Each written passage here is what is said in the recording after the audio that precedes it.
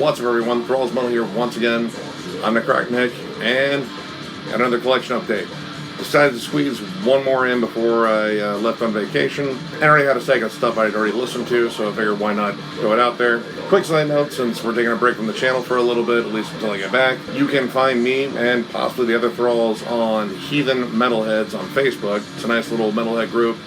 Do theme days based around like thrash metal, death metal, black metal, etc. A lot of fun, so come by and check us out there if you already haven't, because I'm pretty sure I plugged them a while ago, but they deserve a replug because it's a lot of fun there. Also, we are listening to Nominon's Recrimination right now. Just in case you're interested, I'm going to start actually telling you what I'm listening to in the background, because actually I've been getting a lot of comments about that, and figure why not? It's one more thing you can check out, right? Alright, on with the collection. Esoteric, a Pyrrhic Existence. First off, this is a long album. This is 2 discs, 3 tracks on each one. All of them are pretty much over the 10-minute mark. The first track on here is almost 28 minutes. This is an awesome funeral doom band from Birmingham, England. I have 3 or 4 of their releases, and I've always thought they were truly exceptional. I'm not even the biggest funeral doom fan, but these guys really know how to build a lot of atmosphere in these songs, and as long as they are, they really know how to write a lot of dynamics in there, a lot of interesting moments. This is really good. I really like the second disc a lot. Like, every track on there I thought was absolutely incredible. The first disc is also really good. May get a little lost in the soundscapes and whatnot, but this is really good, and if you're a big fan of funeral doom, chances are you probably have heard this band, but if you haven't, check these guys out. They're awesome. Mammoth. Kreuzung. This is an Australian stoner rock band / hard rock band, and I gotta say, I don't really care for this. I've actually picked up an album of theirs before, and I thought it was pretty decent, somewhere between like some, straight up rock and roll, like AC/DC, and maybe a little bit of Monster Magnet. This one feels pretty dumbed down. Lyrically, it is really dumbed down. In fact, I think the lyrics are pretty terrible on this. Musically, it's just kind of bland. It's just kind of butt rock. I really don't like dogging bands on here, but some of this is really cringe-worthy. Like, there's a song on here, something called Motherfucker, that's just dumb. I don't like it. But check it out yourself. Form your own opinions. There'll be a link in the description below for all that. It's out on Napalm Records, and that's probably the nicest thing I have to say about it. But, like I said, form your own opinions. Check it out. Mobile Deathcamp, Volume 4-ish. This is a Toledo band. In fact, the frontman for this band, Todd Evans, was once a member of Gwar. He was a Beefcake the Mighty at one point. This is his awesome thrash metal band. I've seen these guys multiple times. They're incredible live. It is straight up, pretty much crossover thrash. The songs are very short, very fast, very in your face. They even did an awesome cover in here of Jealous Again, originally done by Black Flag, which I love Black Flag. Really, really good stuff. I was excited to see they were coming out with something new. And I was also kind of surprised it came out on Pavement Music, which honestly I haven't heard much from that label in a while. I remember getting like samplers from them, and I believe Crowbar's earlier stuff was on there, but I wasn't sure this label was still around. But yeah, this is killer, and if you want a little taste of Toledo in terms of thrash metal, this is a pretty solid place to start. Check this out. It's only like 5 tracks, and you will blaze right through it, but it's all high energy and all a lot of fun. Check it out. Houndour Uncivilized. This is the first full length of Matt Harvey's trad metal / heavy metal project, and it's pretty good. Definitely has that classic Diamond Head, Angel Witch, Iron Maiden sound. Lots of awesome guitar riffs, which Matt Harvey's a solid writer, whether it be an Exhumed or Gruesome or Capitator. He's just a solid songwriter. My one complaint on here is he's not the best vocalist. I think maybe you should have found someone to actually do the vocals on here, because, again, I'm real picky when it comes down to clean vocals, and with trad metal, you kind of need someone that actually soars above the music, and he really doesn't have that register in his voice. His voice is very raspy, and there's some moments that sound kind of off-key, unfortunately. But there's a lot of self-aware fun in terms of just the over-the-topness of the music and even lyrics on here. Long Time Low Love is a ballad on here that I think might be just too damn cheesy for me, but I kind of appreciate the self-aware sort of feel about it. There's a lot of thrash metal that's still on here too. It's actually a really heavy trad metal, which a lot of people complain that trad metal isn't necessarily that heavy. This is actually really heavy, and there's a lot of good hooks for the songs. Just kind of stuck between subpar vocals and then awesome music. So it's a solid release. Definitely check it out, especially if you're a fan of old school heavy metal. You'll probably enjoy it, at least musically, maybe not vocally, but it's a good listen. Check it out. Schammasch, Hearts of No Light. I'm like 70% sure that's how you pronounce the band's name. At least that's what I heard on YouTube.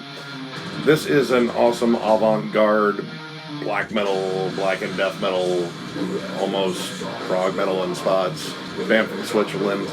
The earlier release album is a little bit more black metal centric. This is very wide reaching. There's even stuff in here that's very almost goth rock. There's a song in here that is entirely clean guitars that actually has some unbelievable melodies and really catchy songwriting. This is really all over the place though. There's lots of electronic interludes that are on here, some spoken word chants, interesting clean vocals, kind of baritone chants almost. Really solid writing, lots of distance, really layered. Very solid release by these guys. I definitely want to check out more by these guys because I only have one other album and I thought that one was pretty interesting. This one is even more ambitious, I'd say, just because it's really kind of out there. But yeah, really good. If you're looking for something kind of off the beaten path of black metal, definitely check this out. It's a really good listen. Cemetery Urn, Barbaric Retribution. This is a straight up death metal band from Australia, and this is heavy. Very thrashy death metal in parts. It kind of reminds me of a more raw version of Vader. Vocals are a little bit one note. They're kind of a mid-range growl, I guess. It kind of works with the thrashier vibes on this too, so you kind of get that death thrash feel. Kind of lost me on the second track. I thought that one was kind of a little bit of a mishmash, a little all over the place. But it got better as it went on, and they even flirted with some death doom later on in this. This is out on Hell's Headbangers, and it's a pretty solid release. This came out last year, I believe. But yeah, I definitely want to check out more of these guys. It's pretty solid. I love gritty death metal, and this definitely is gritty death metal. Check them out. A lot of fun. Undergang. Doden, Laeger, Alsar. I think that's how you pronounce it. Once again, foreign languages and me suck. Anyway, awesome death metal band from Denmark. Really good, old school, gritty, dirty, muddy almost sounding death metal. Uber low, gurgled vocals. I prefer the production on their more recent one, Misanthropology, a little bit better. It's a little bit cleaner, just enough where the instruments get separated. Sometimes the bass and guitar are pretty much blended into one sludgy tone altogether. But it kind of works with the atmosphere of the album, which is just awesome. Very groove-oriented, very riff-driven. Thought the vocals could use some higher screams every now and then because the low gurgle starts to blend in after a while. But all in all, another solid release from these guys. Still need to get more from them because I really like what I've heard. Anything that has that sort of obituary kind of groove, I generally really love, and these guys definitely have it. So yeah, I'm definitely going to look for more about these guys, but if you haven't heard Undergang before, they're fucking awesome. Check them out. Obsidian Kingdom, A Year With No Summer. This came out on Season of Mist in 2016, and this was one of the albums I got in the Aces of Metal box. This is kind of an interesting alternative metal, prog metal band from Spain. Has some interesting electronic elements. There's a lot of stuff in here that reminds me of bands like The Ocean, but also like Deftones a bit, or even Cave In, because there's lots of really cool atmospheric strumming in here. I think some of the songs go on too long here, and I think they kind of get caught up in building atmosphere rather than generating full songs. They kind of just sound like soundscapes at some points. There are songs, however, in here that remind me a lot of U2 and Pink Floyd, and I've been listening to those guys for years too. So there are elements on this that I really do like, but I think there's a lot of filler on here, unfortunately. But still, I thought it was a pretty interesting listen overall, and it's worth checking out at least. Myrkur Mareridt, I think that's how you pronounce it. I'm not going to bother trying to say any of these song titles either, just because I'm not good at Norwegian either. This was her first album, I believe. It came out on Relapse Records. I saw Mercker a couple years ago with Enslaved, Chemist, and Wolves in the Throne Room, and honestly, I really wasn't impressed with the live show. But somehow I'm here. This is actually pretty interesting. Now, calling her style black metal is kind of misleading. There are elements of black metal in here. There's a lot of folk metal on here. There's a lot of sort of ambient music in here too. There's even stuff that reminds me a lot of Radiohead. It's an interesting mix. Sometimes it goes a little too weird, I guess, especially this last track where there's a weird spoken word over some twisted distortion. It sounds more like something you hear in a really weird horror movie, but it really wasn't scary. It was just kind of cringy. I think she's a really good singer. She has really good harsh vocals. I know she gets a lot of shit from black metal fans. I don't think it's really deserved. She definitely has an interesting style of music here. It may not be traditional black metal at all, but I think it's interesting, and I might actually check out more by Mercker. This was kind of a cool listen. Just not necessarily something I would jam all the time. But check it out yourself. Don't just take my word for it. Who knows, you might like it. Alright, we got a pair here from the same band, Bastard Grave. Right here we have What Lies Beneath, their first album, and their newest album that came out this year, Diorama of Human Suffering. And these are pretty much night and day as far as style. Like, honestly, if someone played these back to back for me, I would not think they were the same band. This album definitely favors old school Swedish death metal. Fierce, dismember, entomb sound to them. Very fast-paced, lots of thrash metal too, and still has a lot of cool groove to it, but this one is foot on the gas firmly. The tone is very straight-up buzzsaw, and the vocals are kind of like a mid-range scream, rather. This goes full-on sludgy. It's more groove-oriented. I think it's heavier, but in a different sense. Like, this is kind of closer to a band like Incantation or even Gatecreeper. This even throws in some Death Doom elements here and there, and the vocals are notably deeper. It sounds like a completely different band. And I like both of these for different reasons, but I couldn't help but to wonder why the change. It didn't really seem necessary because I thought this was a great direction too, but hearing this is also an awesome direction. It's just very different. These are both on Pulverized records. I'd say listen to both of them and tell me what you think, because it really sounds like two different bands, and honestly I think they have the entire same lineup on each one, so interesting move here. They even changed the logo a little bit. Both of these are really good. I recommend both. This is awesome death metal from Sweden, where there's tons of awesome death metal anyway, so it shouldn't be any surprise. But yeah, check them out. They're both really good listens. Meliah Rage, The Deep and Dreamless Sleep. This is a reissue from Tribunal Records that came out this year. This was originally released in 2006, and Meliah Rage are a thrash metal / power metal / speed metal band from Boston. Yeah, kind of similar to Flotsam Jetsam, except I think vocally it's a little bit cheesier, unfortunately, especially some of the lyrics. That's one of the problems, like when you don't have a harsh vocal to really cover up some of the things you say. If the lyrics aren't good, you can really make them out, and you're like, ugh. But musically, I think this is actually pretty solid. I thought the production here was particularly good, and honestly, the title track in here is a fucking banger. It's one of those bands like I've always heard about, and I never actually jammed on my own, so I kind of picked up this album on a whim, and it's okay. It has its moments. Like I said, I like most of the music on here. It's most of the vocals and the lyrics that get a little cheesy and kind of cringy in spots. But musically, if you're a thrash fan, there's a lot of stuff in here you'll probably like. But yeah, check it out. Tell me what you think. Might even dig it. State of Mind, Mass Persecution.